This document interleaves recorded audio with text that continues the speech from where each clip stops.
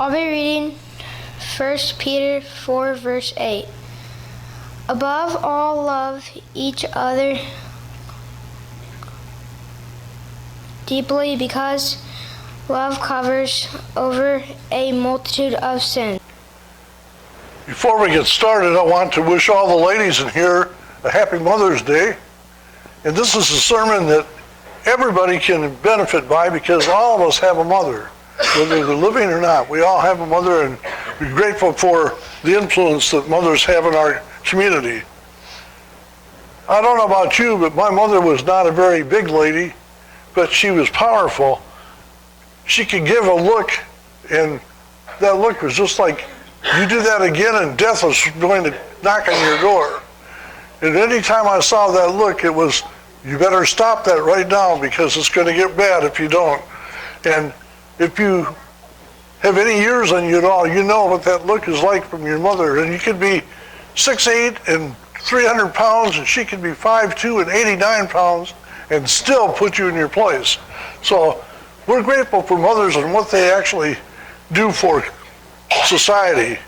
I thought I'd look at some different individuals, and I sent Mark a little PowerPoint, but it was all messed up. And so it's not his fault that we don't have a PowerPoint. It's mine. The computer made a duplicate, and it was really very, very frustrating. So we'll just go without notes, without the PowerPoint today. Moses is a great example of somebody whose influence of his parents was so great on him. As was read in Hebrews 11, Moses was an individual, if you remember, was born, and it was a time when little boys were being put to death. And so his family made a basket, and they put him out in the water, and Pharaoh's daughter came to bathe and saw him and basically took him as her child.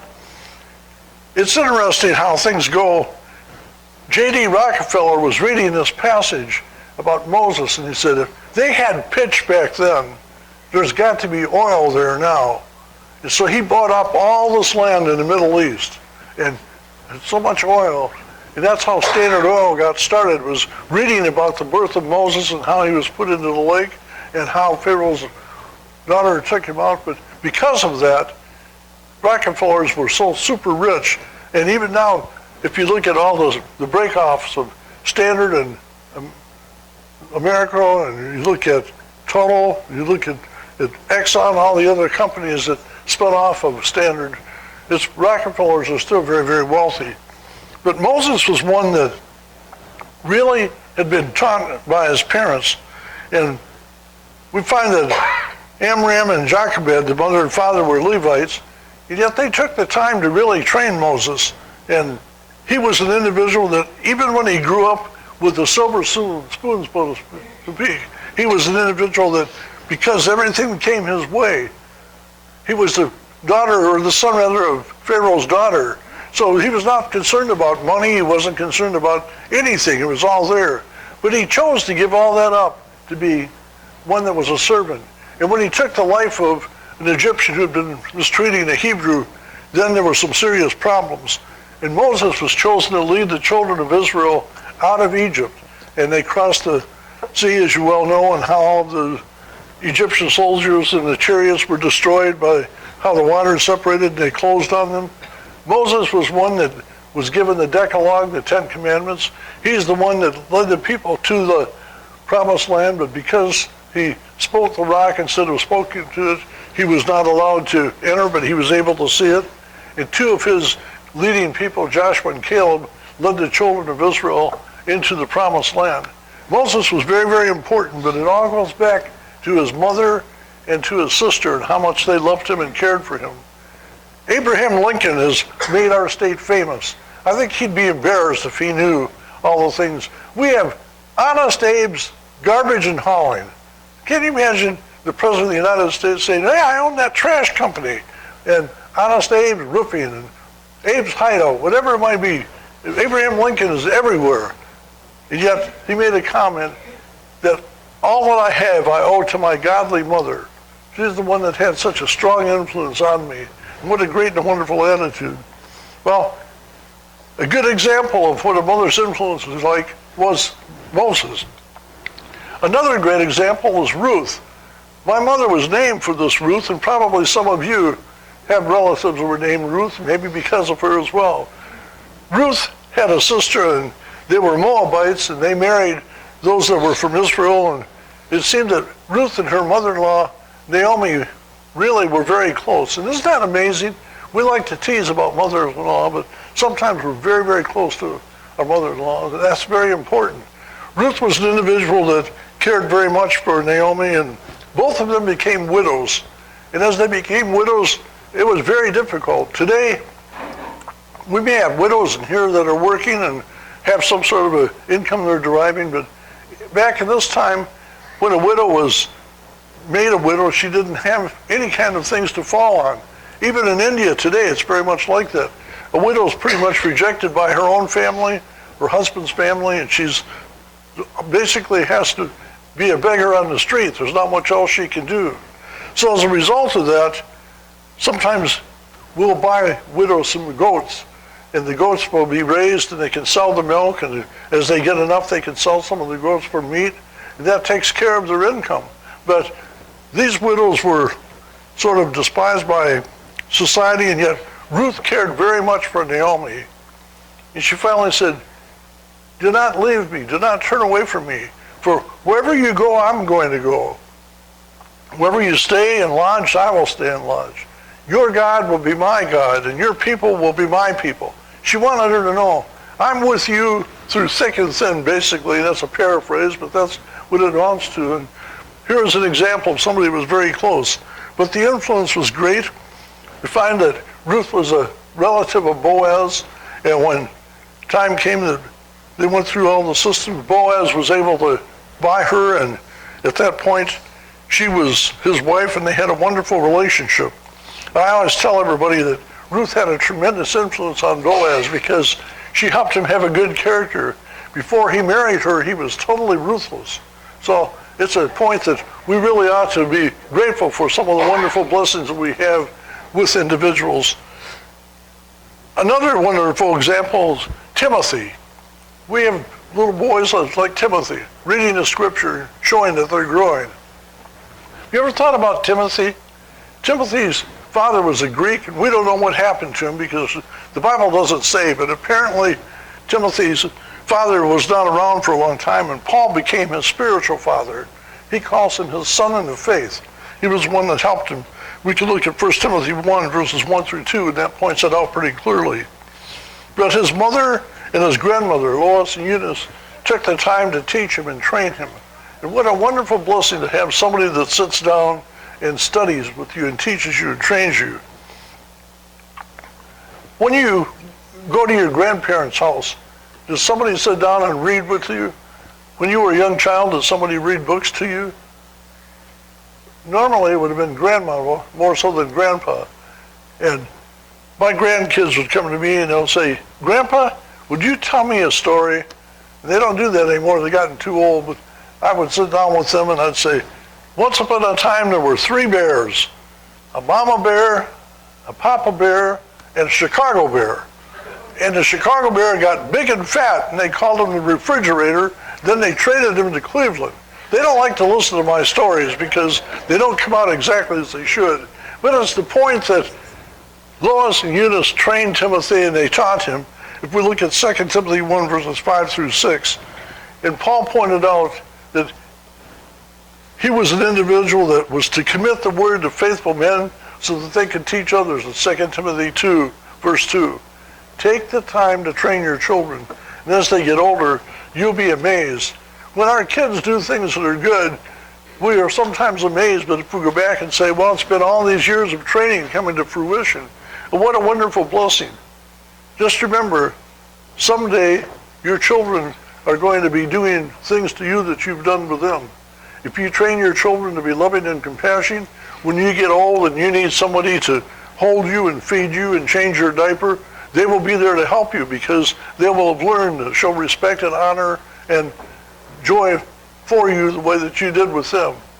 Have that kind of an influence and be a good example. When your mother gets old and needs assistance, fellows and girls as well, remember how much they helped you and what they gave up for you as you were younger, and let them know how much you love and care for them. Paul writes in Romans 10 and verse 17 that faith comes by hearing, and hearing by the word of God. So that's how we learn about these things, is through studying the scriptures. But Timothy learned from his mother, he learned from his grandmother, and he put things into action. But not all examples are necessarily good. The example of Moses' mother, and the example of Timothy's mother and grandmother, the example of Ruth and Naomi were all very positive. But there was another person, King Ahaziah. King Ahaziah in 2 Chronicles 2, or 22, verses 3 and following through verse 10. Here was an individual who, it was one of the low points in all the life, all the history of Judah.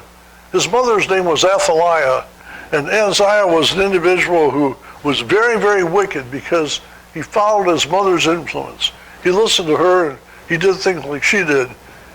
She was connected with Bathsheba and her husband, and her goal was to get rid of David, even though they were connected somewhat in the family. She wanted all of David's family to be eliminated, and she wanted her son to be the leader.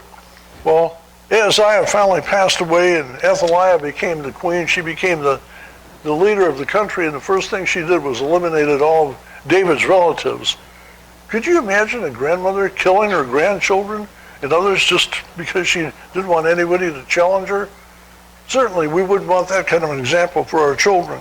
But it's the point that not everybody is good, and so we want to make sure that we teach our children who to follow and who not to follow. We have enemies, then we need to make sure we don't teach them evil things that the enemies might do. So there's some general principles. You can't just judge an entire group by one or two people. There's a statement in the book of Proverbs, and Solomon wrote this book for the most part. Chapter 22, verse 6, it says, "Train up a child when he is young, and when he is old, he will not depart from it." Now, if that's exactly true, there's a problem, because God had two children. Remember that? Adam and Eve. Did they turn out okay? They were put out of the Garden of Eden, weren't they, because of disobedience? Is God a bad parent because his children misbehaved? They didn't obey him? Would you be bold enough to say that our Father in heaven is a failure as a parent? I would hope not, because that's frightening. The point is, normally if you train up your children when they're young, they're going to turn out to be okay, even if they go through a rough time. I'll tell you a personal experience. When we lived in Clinton, Illinois, we'd been there just a short time, and Vacation Bible School was about to begin. We were canvassing the community, and we went to an apartment house, and I invited a lady who had 5 daughters and a son, said, "We'd like for your children to come to VBS, and it'll be for 2 hours each day." She was absolutely thrilled. I get these kids out of my hair for 2 hours. Somebody will take care of them, give them a snack, to pick them up and bring them home. This was wonderful. Is VBS every day for the whole summer? No, it's for 1 week.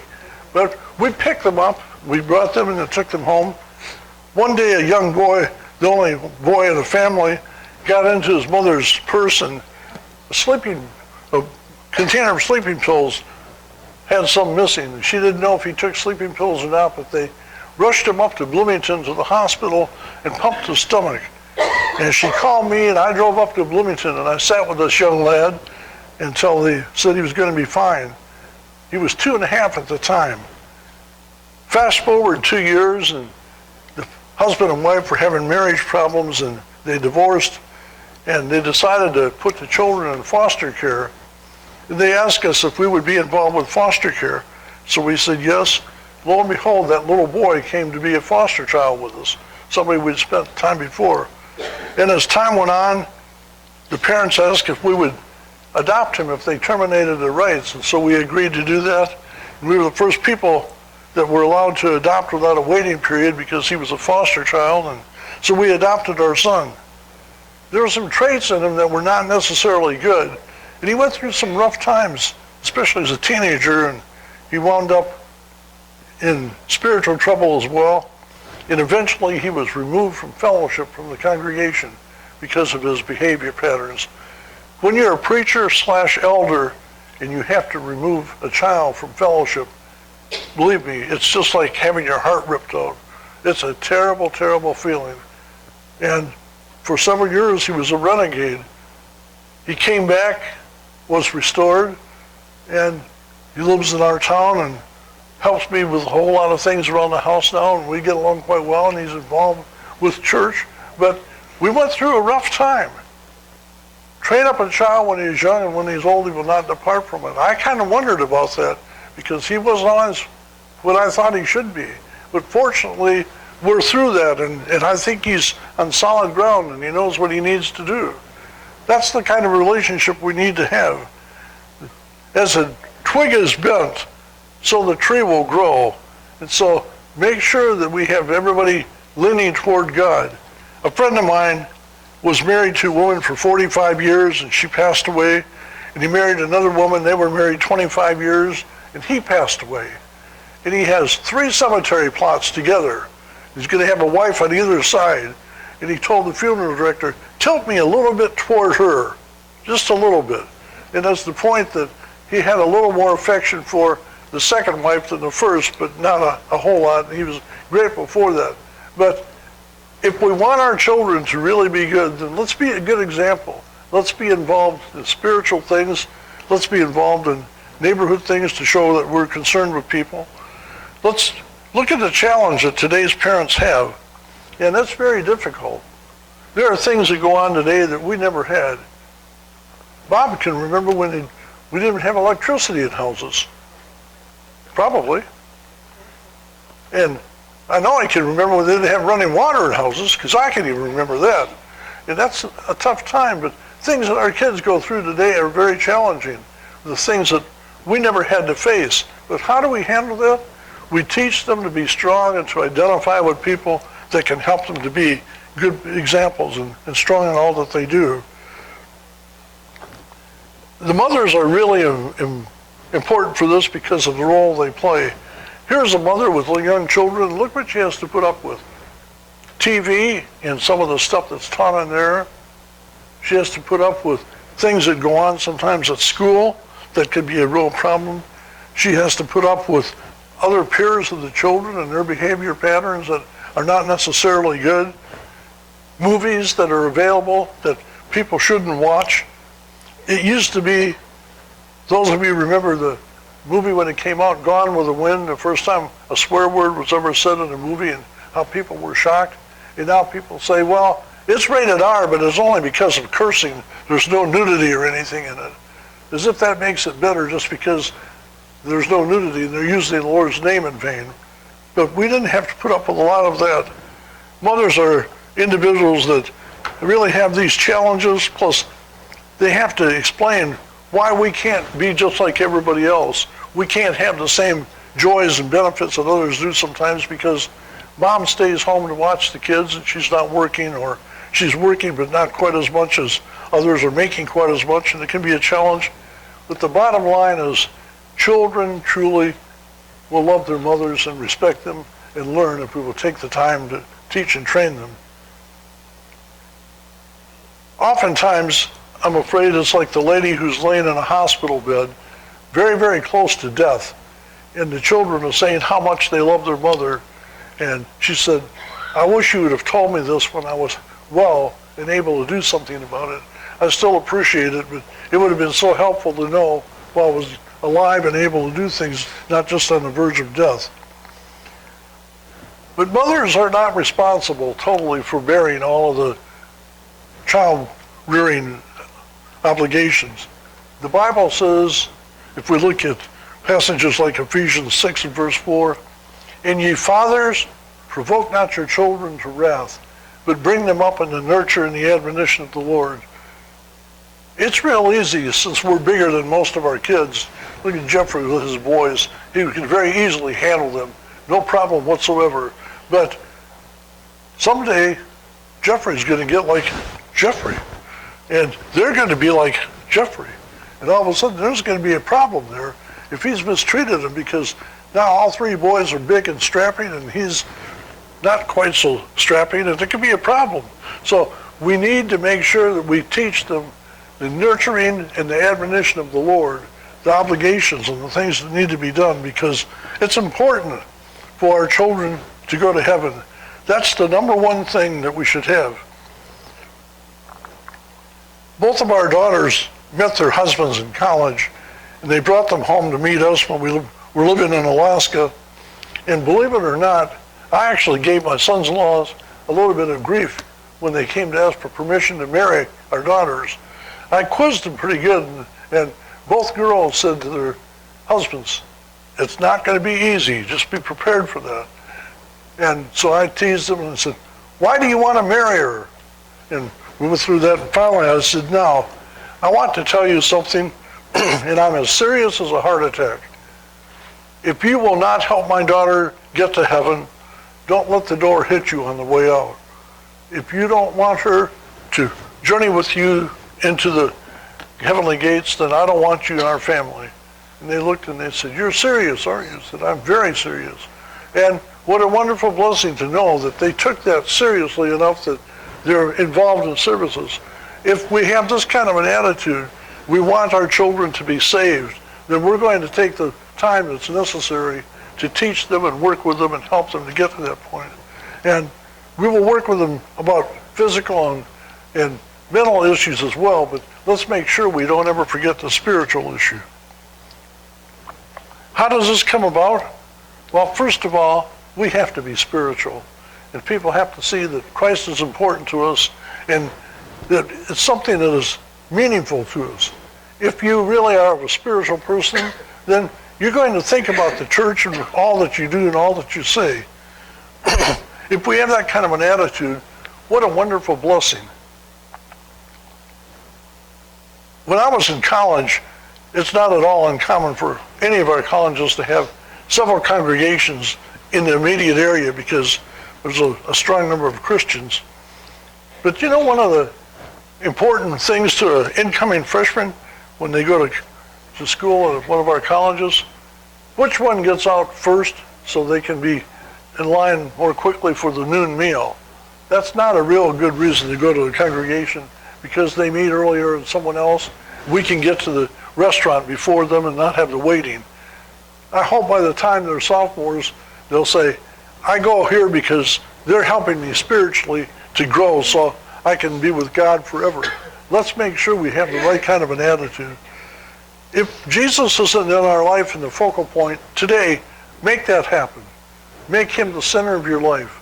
If you need to obey the gospel, today obey the gospel. If you need to come back home, come back home. Make sure you let Jesus into place where he is number one in your life. Don't just say things, but mean them. I remember often my mother would be baking, especially cookies, and I would go up and I'd cuddle up next to her and say, "I love you, Mom." And she said, "It's not your turn to lick the spoon." And it didn't work sometimes with three sisters to do these things. Don't go up and say things unless we mean them. We say, "I love you, Lord." Show it by loving him and doing what he wants us to do. Jeff has selected a song, and if you need to respond, won't you come as we stand and sing?